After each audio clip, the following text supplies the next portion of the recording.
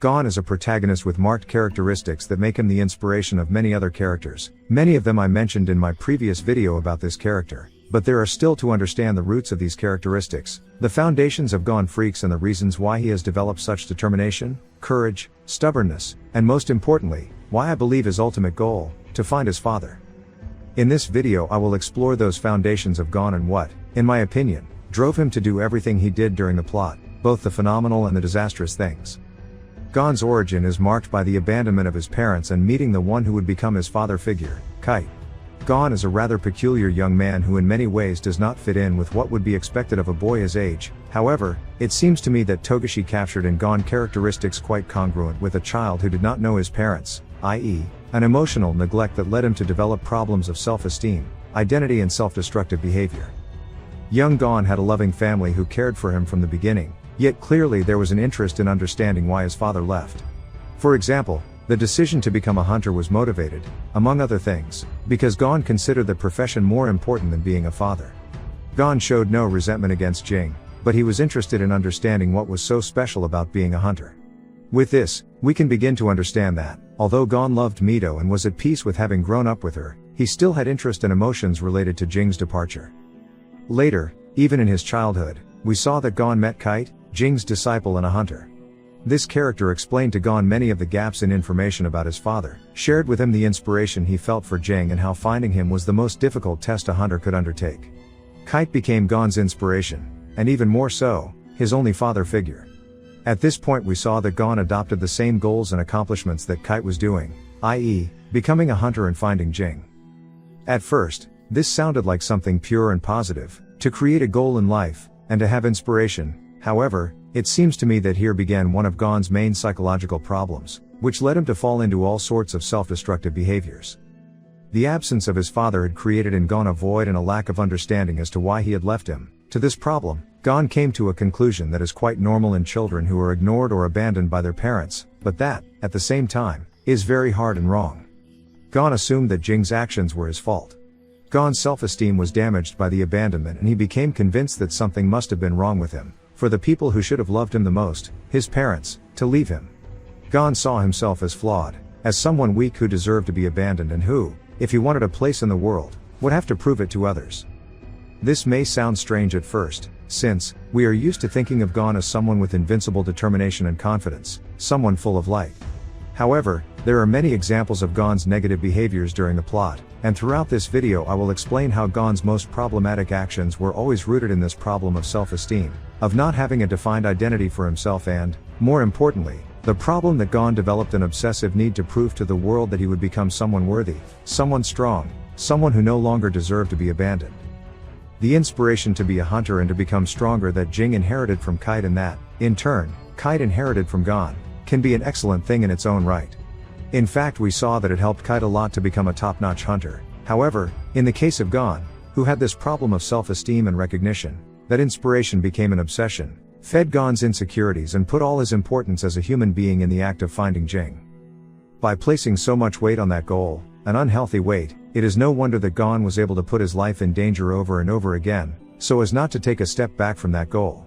At the same time, it forced Gon to be selfish and stubborn, otherwise, he might stray from his path and his entire identity would not be worthy of finding Jing. It even made Gon repeatedly endanger his friends in order to maintain that idea of strength that Gon wanted to fulfill to be worthy of finding Jing. It is important to note that, for Gon, the things that made him worthy of finding Jing and becoming a hunter and a worthwhile human being were primarily physical strength and talent for Nen used in combat. Gon associated these aspects of fighting with his obsession with proving his worth and finding Jing. That's why he always took advantage of the slightest opportunity to train. For example, when they played with Netero to take the ball away from him, Gon used that moment as long as possible to gain experience, while Killua preferred to leave. Again we saw it when they used a serial killer to train in Greed Island. Here, again, Gon wanted to extend the test as long as possible in order to keep getting stronger. It is also very important to understand that the idea of finding Jing does not mean getting to know Jing as a father, nor forming bonds with him, nor being father and son. This is explained by Gon himself. His dream of meeting Jing was just that, to meet him, not to know him. That is, When Kite told Gon that finding Jing was one of the most difficult missions a hunter could accomplish, Gon took that mission as a way to fill his emptiness, to fix his hurt self-esteem and show the world that he was someone worthy. Meeting Jing as a father was not the goal. One of the moments that best shows this obsession of Gon's was his fight against Hanzo. In this bout Gon realized that it would be impossible to defeat that opponent, but this not so serious, since Gon could have had several other opportunities to pass the test by defeating the other participants. However, Gon refused to take a single step back, let his arm be broken and put his life on the line by making an opponent who could easily kill him angry. Moreover, by doing this, he also angered his friends who were watching the fight. Leorio was about to interrupt the fight to defend Gon, which would have made Leorio's dream of being a hunter fail, and perhaps be hurt or killed by Hanzo himself. In other words, although this determination of Gon's was admirable, at the same time it was full of negative consequences and was quite a self-destructive behavior, considering that they had more chances to pass the exam. Moreover, Gon himself mentioned that he did not know why, but something made him feel that if he did not win that fight at all costs, he would never find Jing. Obviously this did not have to be so. Even if he surrendered in that battle, Gon could have gotten the license in another fight and could find Jing later, but for Gon it was impossible to consider that. This sentence is the key to understand the inner emotions Gon has in this kind of moments. Gon associates in a destructive and extremist way the fact of being strong, of always winning, with being worthy of finding Jing and reaching a self-esteem as a human. Again, this determination may sound admirable, but putting that pressure on yourself to never back down, never lose a fight, is incredibly toxic and clearly impossible, even for a prodigy like Gon. This obsession with proving his worth is what drove Gon, time and time again, to commit acts of insanity or extremism that surprised or frightened other characters. It is what made him sacrifice his body over and over again. His characteristic stubbornness that was impossible to change also came from this failure in his self-esteem and this fear of not being worthy. For Gon, losing a battle was not only a momentary mistake, it was jeopardizing his entire identity, so when Gon was belittled, underestimated, or directly defeated, he would fall into a crushing frustration that led him to rage or cry deeply. For example, the defeat against the enemy who stole his badge in the hunter exam and the defeat in front of Hisoka when he could not return the badge that Hisoka let him keep, made Gon feel all those insecurities, those fears and his lack of self-esteem. Gon was furious all night and the next day, as he explained, he had to find a way to repair his self-esteem even a little bit, and that's why he looked for Leorio and Kurapika to help them find his badges. Afterwards, we saw him crying in front of Kurapika because of the impotence caused by being belittled by Hisoka. But that was not enough. The wound in Gon's self-esteem was so painful, that he set another extremely dangerous goal, to be able to beat Hisoka to give him back the badge. This idea was proposed by Hisoka, but Gon was not obliged to fulfill it. He could have let go of that defeat, accepting that life will be full of them and that you cannot collapse your whole life for every defeat along the way. However, as Gon put that absurd weight on his strength and his victories, he had no choice but to repair that mistake at all costs. In fact, this goal of returning the badge to Hisoka at all costs is quite similar to the goal of finding Jing. We can even see similarities between these goals. For example, how Gon hurt himself to accomplish both, and how the end of both goals consisted of returning an item, the badge to Hisoka and the hunter's license to Jing. Hisoka's interest in Gon also helps us understand how Gon is bordering on insanity when it comes to fulfilling his goal. Hisoka is strongly interested in both Gon and Killua. In fact, during the hunter exam arc, Hisoka claimed to be more interested in Killua. However, he gradually becomes more focused on Gon and, in my opinion, the reason is that he is more amused by Gon's personality traits than Killua's. In Gon she finds an opponent with irrational courage, self-destructive determination and a need to win at all costs. For Hisoka, who enjoys finding powerful toys that he can destroy, Gon is the perfect toy. He has a terrifying potential to become strong, combined with an obsession to be strong and win to prove his worth. Killua, on the other hand, is a more analytical character who, depending on the circumstances, might decide not to fight Hisoka, using all kinds of strategies to avoid direct combat. But Gon will almost always go straight ahead, focused on his target and using all his wits during combat. Another example of how Gon couldn't deal with the world doubting his worth was when he and Killua showed their nen to Tetsugura for the first time to go to Greed Island. On that first attempt, Gon and Killua didn't convince the hunter and he told them to come back later with something more impressive. After that defeat, we saw Gon lose his mind out of frustration at not being recognized as someone worthy, out of anger at being seen as too weak. The conflict he had with Killua during the Chimera Ant arc is also heavily influenced by this stubbornness and obsession with being worthy. Gon took all the blame for the incident in which Kite was defeated and captured, and to repair his dignity and make amends for the failure that he felt was his fault, Gon decided to defeat Neferpito by himself. That decision to go it alone was confirmed long before he met the ant. When Gon saw Kite turned into a puppet, Gon mentioned that he alone would take care of Neferpito. By making this guilt and individualistic decision, Gon pushed Killua away, did not allow him to help him, and caused the despair that we saw Killua later in front of Palm, for not being able to help his friend. That decision that he wanted to defeat the ant by himself is also confirmed at the end of the arc. When Gon sees Kite to apologize, Gon mentions very sadly that he couldn't actually make up for his mistake alone. He couldn't defeat Neferpito all by himself, but needed the help of his friends. And that is because, although Gon acquired enough power to defeat Neferpito, if his friends had not driven away the other royal guards and Miram, Gon would have failed even with all that power. Gon understands the value of allies and friends, and many times in the story he works seamlessly as a team. However, when it comes to his goal of proving his worth to the world, he feels he must do it alone, otherwise, he would not be being strong enough. This little conversation with Kite confirms that during the palace invasion, Gon was pushing his allies away, especially Killua, to prove that he was worthy of finding Jing. Togashi indicated to us that Gyro and Gon's paths were similar and that they would meet at some point. One of the strongest similarities is that both had absent fathers, albeit in different ways. One was gone from Gon's life, the other was physically present, but did not exist emotionally in Gyro's life. Both Gon and Gyro experienced this emotional neglect. Both put a lot of effort into regaining their dignity. But they both sank into hell. Gyro sank when he could no longer pretend that his father loved him, because his father showed him overwhelming indifference when he was being beaten in the street, and also, because he realized that when he was sick it was not his father who had taken care of him. Gon sank when he had to abandon his optimism the moment Neferpito told him that his friend, Kite, was already dead. Both characters hit rock bottom, but the reaction of each was different. Gyro decided to kill his father and take revenge on the world. On the other hand, Gon decided to kill himself to end his suffering. However, luckily for Gon, his body was restored, and he was given a second chance to start over.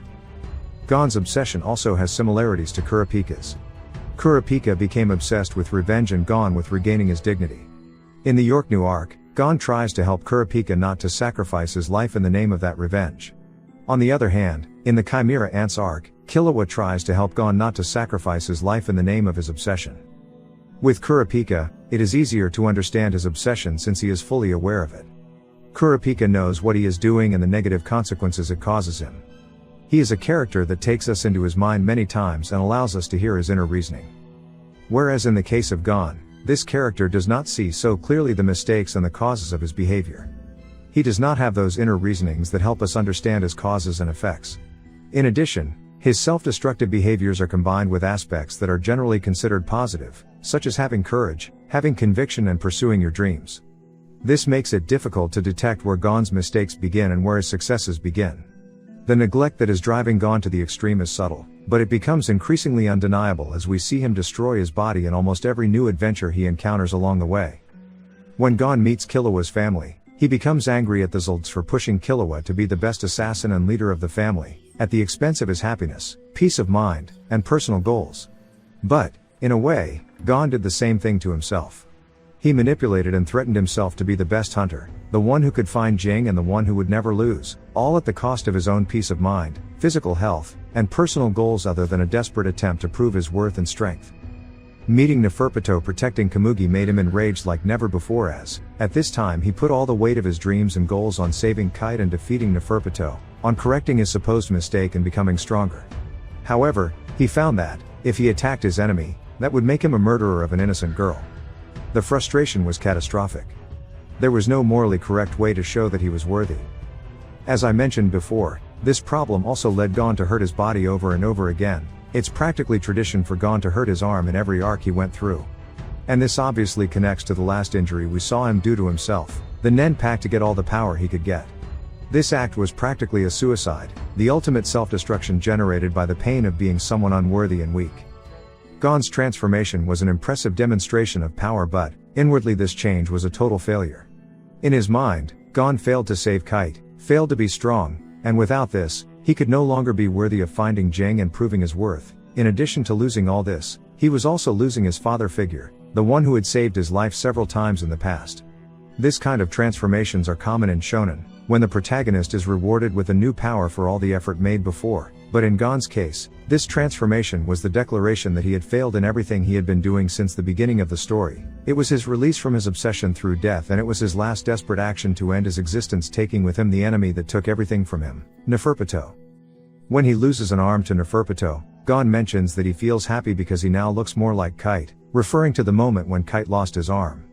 Showing that even in his last moments, Gon was still thinking about how to be equal to Kite and Jing. He was still thinking about how to be worthy of them. It is necessary to understand that not all of Jing's influence was negative. While it would be easy to say that it was all his fault for being a bad father, the reality is that as the story progresses, Gon had the opportunity to change course several times but preferred not to. This is not to say that Gon is evil, nor a failure. He is simply a child learning to deal with a mistake initiated by his father and perpetuated by himself. There were many positive characteristics of Jing that inspired other characters, and definitely also motivated Gon to be a better hunter and a better person. When Gon finally met Jing, we saw that Jing, although still very irresponsible as a father, at no point did he blame Gon for Kite's death, nor did he make him feel that he was unworthy. On the contrary, he encouraged him, told him to apologize to his friends for his mistakes, but that he owed him no apology, and affirmed that Gon did not deserve to have died for what happened. In the present, Gon will have to start over, and as Jing said, this is an excellent opportunity to rethink his goals and identity. Without associating it with that obsession of proving something to the world, and with more certainty about his value as a human being. In the end, Gon makes peace with the idea of not having a normal father, and says that he is not a normal son either. He lets go of his obsession with proving to someone that he is worthy, and stays to rebuild his life where he started it all, with his Aunt Mito. Gon will have to apply what he has learned, and when he finds a new goal in life, he will have to accept that even if he fails in those goals, it will not make him fail as a human being, and he will not deserve to punish himself with the brutality he did before. As Jing said, he should enjoy the small detours to the fullest, because that is where he will find the most important things. Gon can feel at peace that even though he couldn't save Kite's life the way he wanted to, his journey throughout the plot of Hunter x Hunter is also filled with light and benefits he never thought he would have. It wasn't all darkness. About Gon's future, in my opinion, the profession of hunter does fit very well with his essence and personality, but even that profession will have to be adapted to his new life. For example, I think Gon could be a hunter who studies nature, just as Kite and his friends are. Many times we saw that Gon is strongly connected with animals and plants. He also shows knowledge about plants when he goes on a date with Palm, and he immediately fit in with Kite's team when they were investigating the Chimera ants. We could also see during the story that Gon has an honest taste for combat. When he faced Hisoka for the first time, he mentioned that although he felt afraid of dying, he also felt happy because of the passion of combat. And in more than one of his battles we saw Gon enjoying himself to the fullest. I think Gon will keep the training and the ability to fight in that new life he will build. Other moments when we saw pure happiness in Gon was when he was devoting all his attention to help one of his friends. Although he was generally focused on his goal of finding Jing, there are times when he puts that goal on pause, for example, to rescue Killua from his family, or to help Kurapika against the Gene Raiden. In fact, it was in those moments of helping his friends that Gon was at his most relaxed, most patient and wisest. In case it wasn't clear, Gon became one of my favorite characters. What do you think of this fantastic character? Leave me your opinion in the comments, and thank you for watching this video.